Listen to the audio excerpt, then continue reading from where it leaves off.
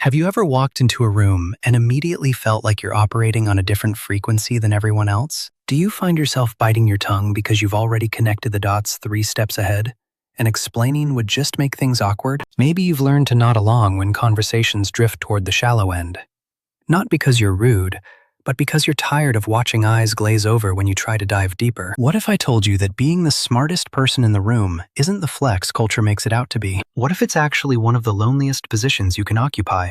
Psychologists have studied social isolation among high-ability individuals for decades, and the research tells a story most people don't expect. Intelligence doesn't just change how you think, it changes how you connect, who understands you, and whether you ever feel truly seen. This isn't about ego or superiority. It's about the quiet ache of existing in spaces where no one speaks your language and what that does to a person over time. Number 1. The conversations that never quite land. Do you ever start explaining something you're excited about, only to watch the other person's expression shift from interest to polite endurance? There's this moment you've probably experienced dozens of times, where you can feel yourself losing someone mid-sentence, and you have to make a split-second choice. Do you simplify and risk sounding condescending? Or do you keep going and watch them check out completely? People with higher cognitive abilities often process information faster and make connections across domains that others don't see, which sounds great in theory but becomes exhausting in practice. You're not trying to show off when you reference that article you read, or connect this conversation to something from a completely different field. Your brain just works that way, pulling threads together, finding patterns, building bridges between ideas. But to the people around you, it can feel like you're speaking a different language, or trying too hard. So you learn to edit yourself in real time, dumbing down your thoughts, rationing your enthusiasm, pretending you haven't already thought through the 12 implications of what someone just said. Studies on intellectual peer relationships show that cognitive similarity is one of the strongest predictors of friendship satisfaction, which means when you're consistently operating above the average cognitive level in your environment, you're statistically less likely to find people who naturally match your pace. It's not that other people are bad or boring, it's that the mental wavelength you're on doesn't have a lot of company, and every conversation becomes a translation effort that leaves you feeling more alone than if you'd said nothing at all. Number 2.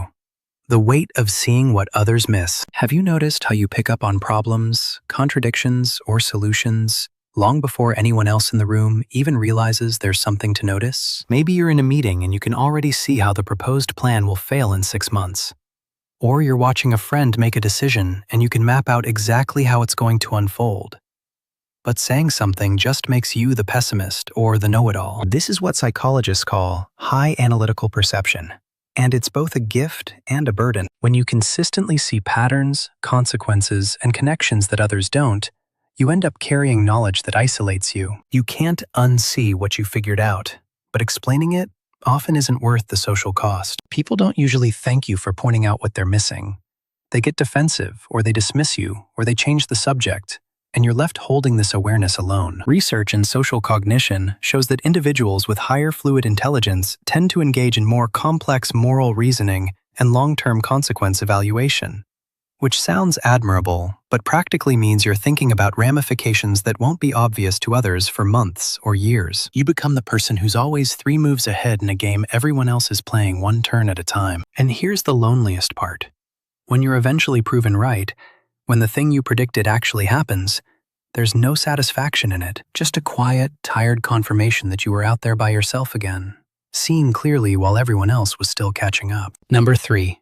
The pressure to minimize yourself. Do you find yourself strategically playing dumb in social situations?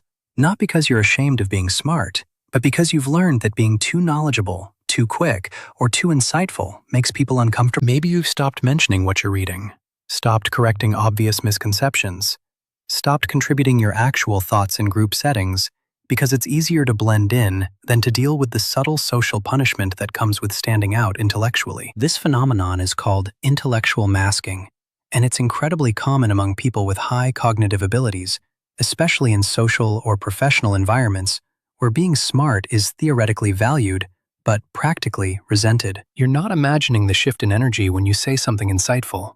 People really do respond differently, sometimes with admiration, but often with distance, suspicion, or that particular brand of joking that's meant to cut you down to size. So you learn to laugh at yourself first, to couch your ideas in uncertainty, to frame your knowledge as lucky guessing rather than actual understanding. You become fluent in self-deprecation as a social survival strategy. Studies on tall poppy syndrome show that high achievers and visibly intelligent individuals often face social sanctions from peers, a kind of unconscious collective effort to enforce mediocrity and punish excellence. What this means for you day to day is that being yourself, bringing your full intelligence to interactions, comes with a social tax. And after years of paying it, a lot of smart people just stop trying. They hide, they minimize, they pretend to be less than they are. And the loneliness of that is hard to overstate. You end up feeling like an imposter in both directions. Fake when you dumb yourself down, alienating when you don't. Number 4. The friendship deficit nobody talks about. Have you spent years wondering why friendships feel so difficult to maintain? Why conversations feel effortful rather than energizing?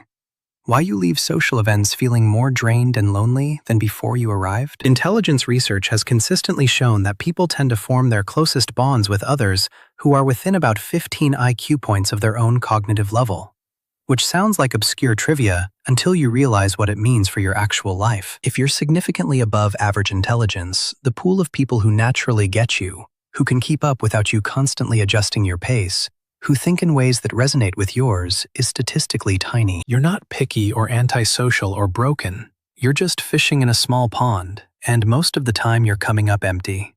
This is why smart people often report having lots of acquaintances, but very few deep friendships. Surface-level relationships are manageable because they don't require sustained intellectual compatibility. But the moment you try to go deeper, to share what you're actually thinking about, to have the kinds of conversations that feed your mind and soul, the mismatch becomes obvious. Psychologists call this the friendship paradox of high intelligence, where the traits that make you interesting and capable are the same traits that limit your access to genuine connection. And the loneliest part is that this isn't anyone's fault. The people around you aren't bad friends. They're just operating with different cognitive tools, interested in different depths of conversation, satisfied with connections that leave you feeling hungry. You can't explain this to them without sounding arrogant, and you can't fix it by trying harder. So you just learn to live with a low-grade loneliness that hums in the background of your social life. A constant reminder that the kind of companionship you crave is rare enough that you might go years between finding it. Number 5. The exhaustion of constant translation. Does it feel like you're perpetually translating your thoughts into simpler language, adjusting your pace, explaining concepts that seem obvious to you but require paragraphs of context for others? This isn't about being condescending. It's about the genuine cognitive labor of code switching between how you actually think and how you need to communicate to be understood. Imagine living in a country where you're fluent in the language, but everyone else is still learning basic phrases. Every interaction requires you to slow down, simplify, check for comprehension, and repeat yourself. And while you're happy to do it sometimes, having to do it constantly is absolutely draining. Cognitive psychologists describe this as mental load asymmetry, where individuals with higher processing capacity end up doing a disproportionate amount of translation work in social and professional interactions. You're not just thinking your own thoughts. You're thinking about how to package those thoughts for different audiences, anticipating misunderstandings, adjusting complexity in real time, managing other people's reactions to your intelligence. And all of that happens in addition to whatever task you're actually trying to accomplish. Over time, this constant translation becomes so automatic that you might not even realize how much energy it's costing you. But the exhaustion is real. You finish conversations feeling tired in a way that's hard to explain. Not because the topic was difficult, but because the effort of bridging the cognitive gap was relentless. Research on cognitive compatibility in teams shows that when there's a significant intelligence differential, the higher ability member reports lower satisfaction and higher fatigue, even when the work itself is successful. The loneliness here isn't just about lacking connection. It's about the bone-deep tiredness of never getting to just exist at your natural pace, never getting to assume shared understanding, never getting to rest in a conversation where someone meets you where you are instead of you constantly traveling to where they are. Number 6.